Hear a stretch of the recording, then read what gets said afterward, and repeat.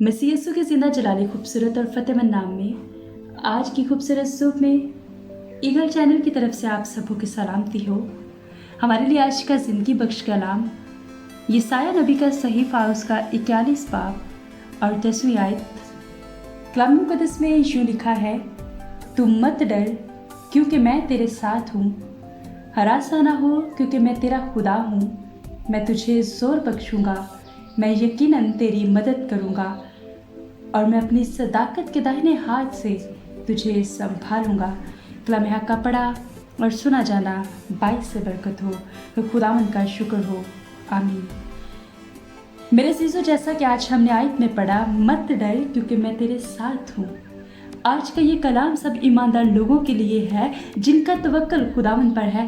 बाज़ औक़ात वो परेशान हो जाते हैं, लेकिन खुदा का कलाम हमें दलेरी देता है कि मत डर, मैं तेरी मदद के लिए तेरे साथ हूँ। जब खुदा हमारे साथ है तो मुश्किलात खुद ब खुद पीछे हट जाती हैं। जब खुदा साथ है तो बाइबल मुक़द्दस इस बात की गवाही देती है कि समंदर भी दो हिस्सों में तकसीम हो जाता है, लोगों को रास्ता देता है, तूफान थम जाते हैं। इसलिए खुदा कहता है, मत डर, हरासा ना हो क्योंकि मैं तेरी मदद के लिए तेरे साथ हूँ। मेरे भाइयों, मेरी बहनों, हमें घबराने की ज़रूरत नहीं है, परेशान होने की ज़रूरत नहीं है। दुनियावी लिहाज से देखा जाए तो मुश्किलात हमारी ज़िंदगी का हिस्सा है, लेकिन ज़्यादा देर तक हमारी ज़िंदगी में नहीं रह सकती। इससे पहले परेशानी आए, इससे पहले हमारी ज़िंदगी में बीमारी आए, लश्करों का खुदा हमारे साथ है।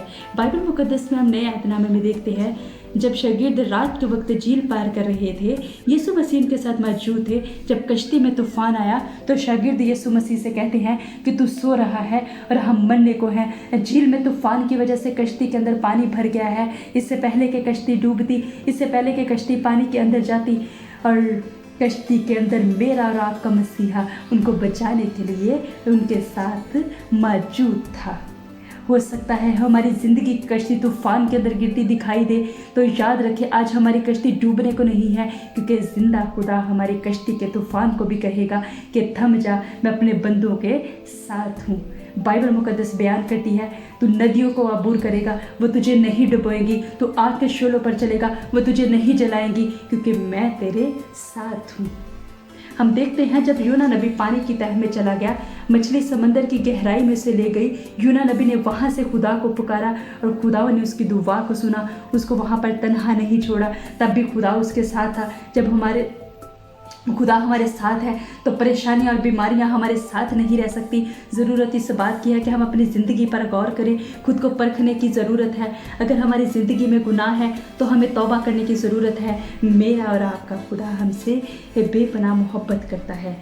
हमें अपने गुनाहों का इकरार करना है तो वो हमें मुआफ़ करने की कुव्वत रखता है। वो हमेशा हमारे साथ है, हमें घबराने की ज़रूरत नहीं है। तो चाहे समंदर की तह में क्यों ना हो, वहाँ भी हम पुकारेंगे तो हमें वो जवाब देगा। खुदावंद इस कलाम के वसीला से हम सबको कसरत की बरकत दे। आमीन।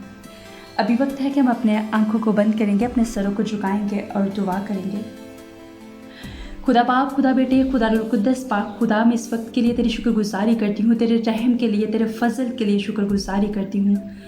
इस वक्त जितने भी मेरे भाई बहनें इस वक्त तेरी हजूरी में झुके हैं, मैं एक एक को तेरे फजल वाले हाथ के नीचे लाती हूँ, एक एक पर तेरी बरकत को मांग लेती हूँ। देख पाक खुदा, तेरा पाक रूह इनकी ज़िंदगियों के अंदर काम करे, ताकि आज खुदावंद अगर ये बीमारी के अंदर है तो इनको बीमारी से शिफा देना। दुख में है, मुसीबत में है, परेशानी के अंदर है, तो उनकी हर तरह की प्रॉब्लम्स को इनकी ज़िंदगियों से यीशु मसीह के नाम से दूर कर देना।